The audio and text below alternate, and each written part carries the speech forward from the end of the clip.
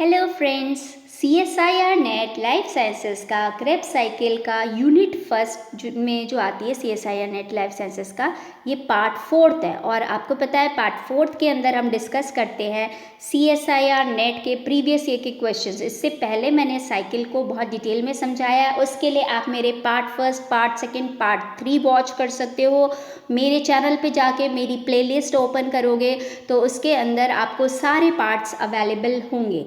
तो हम स्टार्ट करते हैं हमारे CSIR नेट के प्रीवियस ईयर के क्वेश्चन से। ये क्वेश्चन आया था 2017 जून के अंदर। इसमें पूछा गया है जो energy rich fuel molecule TCA cycle produce करती है वो क्या होते हैं। तो मैंने आपको पहले ही बताया था ये बहुत इंपॉर्टेंट एस्पेक्ट है। अब हम पहला वाला ऑप्शन देख लेते हैं, 2 GTP, 2 NADH एंड 1 FADH2। तो ये तो सही नहीं है क्योंकि 2 GTP बनते नहीं है। हम एक साइकिल की अगर हम बात करें तो 2 GTP नहीं बनते, 2 NADH भी नहीं बनते, एंड 1 FADH2 करेक्ट है। 1 GTP बनता है, करेक्ट है, लेकिन अब 2 NADH नहीं बनते, 3 बनते ना। तो 3 वाला ऑप्शन आपके पास में सिर्फ थर्ड में है, तो इसका आंसर है थर्ड। नाउ नेक्स्ट हम क्वेश्चन देख लेते हैं 2016 जून का।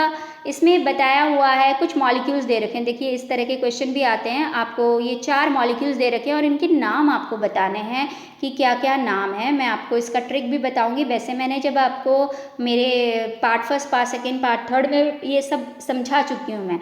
अब आप इन मॉलिक्यूल्स को देखिए। सबसे पहले आप कार्बन नंबर देख लीजिए जो कि आपका कन्फ्यूजन क्लियर कर दे। तो अगर आप कार्बन नंबर देख रहे हो तो 6 कार्बन वाले जो होते हैं वो तो हमारे क्या होते हैं, 6 कार्बन वाले कंपाउंड जो होते हैं वो आइसोसिट्रेट होते हैं। लेकिन अल्फा कीटोग्लूटारेट के अंदर 5 कार्बन रह जाता है, ऑक्सैलो एसिटिक एसिड के अंदर कितना रह जाता है, 4 कार्बन, और सिट्रेट के अंदर यूजुअली रह जाता है सिट्रेट और आइसोसिट्रेट 6 कार्बन के कंपाउंड है। अब हम यहाँ से सेपरेट आउट कर लो आप कि 6 कार्बन के कंपाउंड कौन से हैं और 5 कार्बन के कंपाउंड कौन से हैं। तो अगर आप देखोगे इस ऑप्शन के अंदर सबसे पहले डी तो आपका पहले ही सेपरेट आउट हो गया।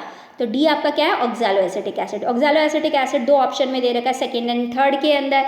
अब आप देखो यहाँ पे ए एंड बी ये दोनों का स्ट्रक्चर सिमिलर है। ए एंड बी का स्ट्रक्चर सिमिलर है जो कि आपको इजीली एक्सप्लेन कर रहा है कि ए जो है वो तो सिट्रेट है एंड बी है आइसोसिट्रेट है। तो ये ऐसा ऑप्शन किस में दे रखा है, सेकंड में। तो इसका आंसर है second, A is citrate, B is isocitrate, C is alpha ketoglutarate and D is हमारा ऑक्सैलो एसिटिक एसिड। ना 2015 जून का हम देख लेते हैं। ये जो ग्लाइकोलाइसिस है एंड सिट्रिक एसिड साइकिल्स है ये दोनों बहुत ही इंपॉर्टेंट पाथवे होते हैं। तो इनमें से कौन सी स्टेटमेंट दोनों साइकिल से रिलेटेड करेक्ट है आपको ये बतानी है। तो ये वाला क्वेश्चन अगर आप ध्यान से देखो तो ग्लाइकोलाइसिस में भी था और ये वाला क्वेश्चन मैंने सिट्रिक एसिड साइकिल में भी डाला हुआ है। तो इनमें से कौन सी स्टेटमेंट सही है। पहली वाली स्टेटमेंट क्या कहती है, इलेक्ट्रॉन जो भी रिलीज होते हैं ग्लाइकोलाइसिस सिट्रिक एसिड साइकिल में 10 मॉलिक्यूल NADH के प्रोड्यूस करते हैं, 2 मॉलिक्यूल FADH2 के प्रोड्यूस करते हैं। तो अगर हम देखें बेसिकली इस पूरे प्रोसेस के अंदर तो ये वाला जो ऑप्शन है ये सही लग रहा है। क्यों सही लग रहा है, क्योंकि जो ग्लाइकोलाइसिस है उसमें बने थे हमारे 2 एसिटाइल कोए। तो मतलब NADH कितने थे, 3 थे ना। तो NADH 3 थे तो 3 का डबल कितना हो गया, 6 NADH हो गया। 6 NADH तो यहाँ बने, प्लस एसिटाइल कोए बनने के लिए भी तो NADH बना था।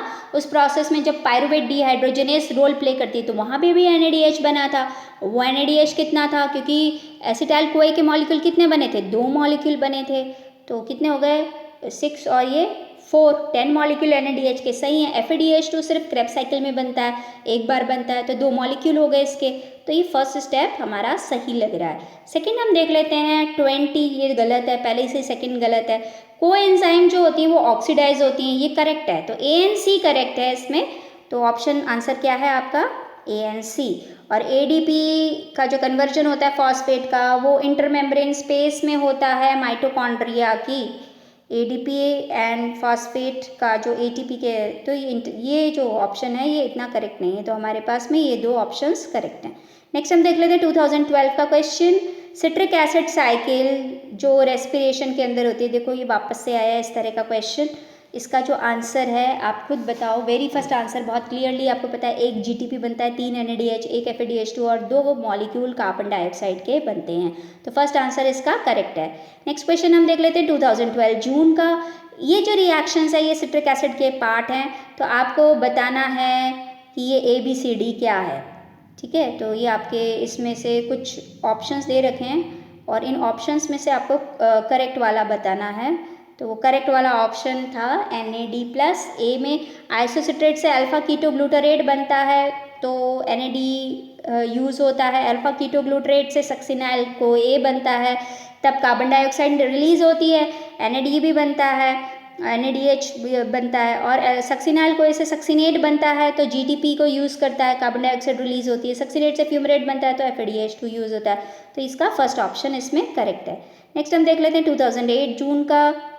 TCA साइकिल में मेलोनेट जो होता है कॉम्पिटिटिव इनहिबिटर होता है, किसके स्ट्रक्चर से रिलेटेड होता है।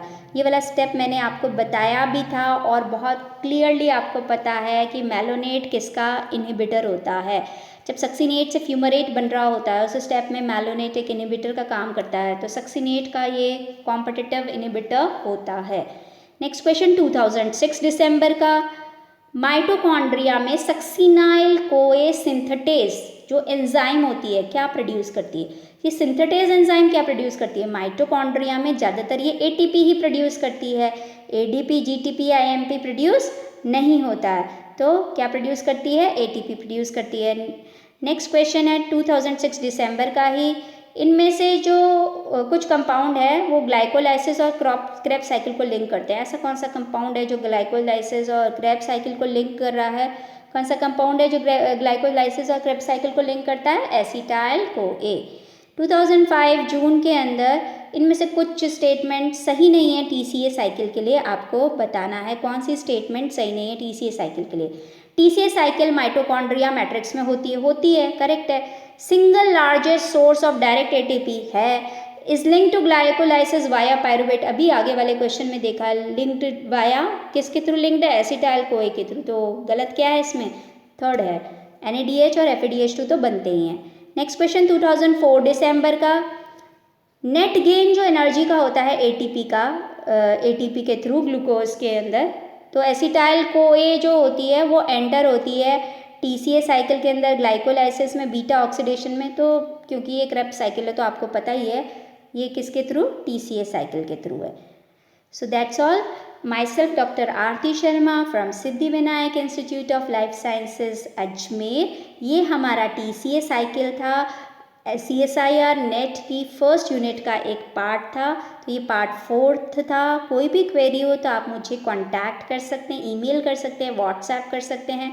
वीडियो पसंद आए तो अपने फ्रेंड्स के साथ शेयर ज़रूर करना एंड लाइक भी। Thank you.